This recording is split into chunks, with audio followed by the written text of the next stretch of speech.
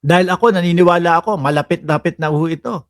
Di ba? Virgie Badiola, End Time Makikwan, at Mia Masarap, mga bossing, iiwan na si BBM. Paano mga bossing? Asa iwan? Asa iwan? Anak ng tinapa naman to. Mga utu-utu pa din kayong mga DDS kayo, ano? Ang dali niyong mapaniwala. Eto, ang dali din kayong paniwalain nito. Ito ang mas malapit na iwan kayo. Dahil malapit na po. Anong petsa na ngayon? Ay, onsen. Ay, sandali. Isingit ko na. Isama ko na dito, ha? O sige, mamaya na. Para surprise. Isisingit ko na sana birthday ni Duterte ngayon. Ay, hindi. Hindi pala birthday. Mansari pala ngayon. Pero dito muna tayo. No? Ito, mga kababayan, talagang si Ridon, gusto nang maumpisahan yung impeachment para kay Vice Presidente Inday Sara Duterte. Alam niyo ho, mga bossing, petmala na ho yan. Bakit to? Malapit nang matapos yung 1-year ban nung unang impeachment. Malapit na ho, mga kababayan. 5 Pebrero, tapos na. So, ibig sabihin, pagsapit ng 6 ho, mga boss, chief, amo, sir, ay nako, sasakit na naman po ang ulo ng mga DDS na sugod ng sugod dito sa ating live, hindi naman maipagtanggol ang Vice Presidente nila. Saan ka pa? Kung yun niyang mga abogado, 16 na abogado, anak ng topak na yan, hindi maipagtanggol ang Vice Presidente. Yan pa kayang mga Class C na sinasabi na mga troll daw, na sinasabi doon sa video, yung boses yata ni Badoy, di umano, no? Wala kayong mga kwenta, mga bobo naman daw kayo, Class C. Diba? Paano naman ipagtatanggol ng mga Class C si Sara Duterte kung sarili nga niya hindi mapagtanggol? Kung sarili nga niya, walang masabi, walang depensa. Kung yung 16 na abogado ang pinagbasihan lang para mahinto o para ma-stop o para mapigil pansamantala yung impeachment ay, teknikalidad lang. Bumasi lang ho sila at sumandal lang ho sila, mga bossing, doon sa bawal yung impeachment, no? Na 2, 3, 4 na beses sa isang taon. Yan lang. Di ba? Yung mga DDS nagmamalaki. Yung mga DDS, mga nagmamalaki. No, ay si Sara hindi na may impeach. Natuwa pa.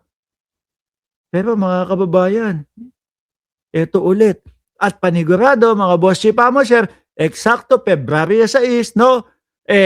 Mauumpisahan ulit ito. At yung mga magiging reklamo? Wala pong iba kundi yung mga reklamo din ng mga nauna. Bakit? Sabi ko nga po sa inyo, hindi nila na ipagtanggol si si Sara Duterte na ating Vice Presidente. Di ho ba? Tapos ito, idagdag mo pa. Yung sabi ni Redon, kailangan pag-aralang maigi yung Madriaga claims na si Sara Duterte daw, mga bossing, ay tumatanggap ng pera at yun yung gagamitin sa pagkandidato o doon sa eleksyon para kumandidato. Saan daw po? Sa Pogo. At saan daw po? Sa mga Lord ng ipinagbabawal na gamot.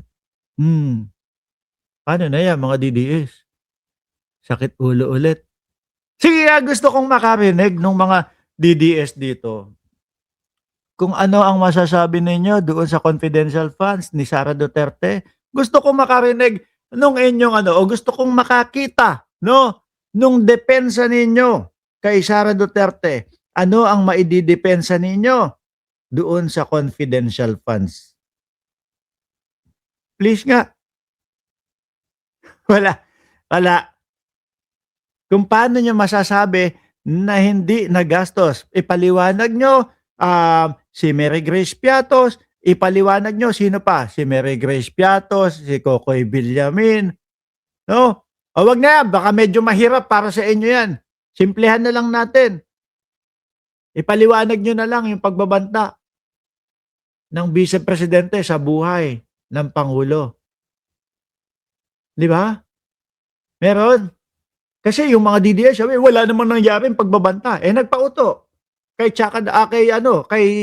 BP Sara na wala naman po ako sinabing pagbabanta sa buhay ng Pangulo, asawa ng Pangulo, at kay Martin Romualdez. Di ba? Pero rinig na rinig ho nating lahat yun, mga bossing, ha? Rinig na rinig ho natin. Pag kayo may nangyari sa akin, may inutusan ako. Patayin si Bongbong Marcos, patayin si Lisa Araneta Marcos, patayin si Martin Romualdez. O di ho ba, mga bossing?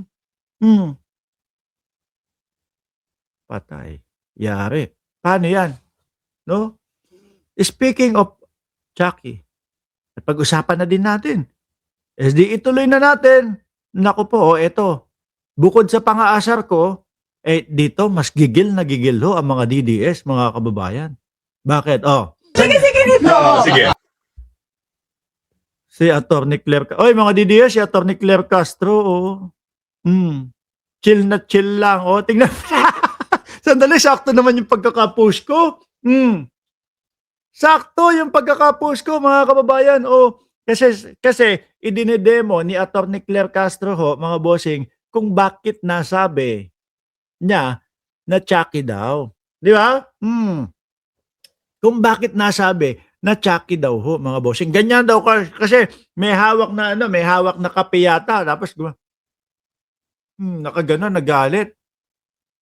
No. Iyon pala yung pagbati. Kumbaga, kung babatiin ng Vice Presidente ng Kapaskuhan si Pangulong Bongbong Marcos. Bakit? Ganun daw yung mukha.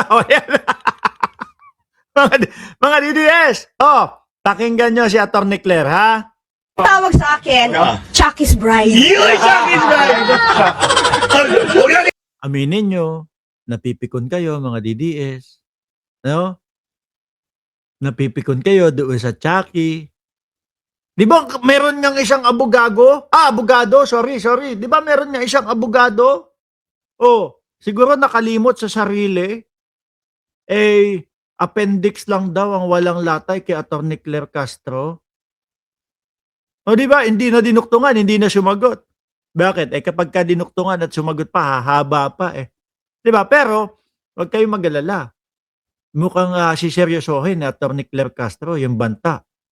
Kasi pag sinabi mo ho, mga bossing, Chief Amo, sir, na pag sinabi mo na appendix lang ang walang latay, ibig sabihin, sasaktan mo yung tao. Yun ganun po yung mga pagbabanta di ba?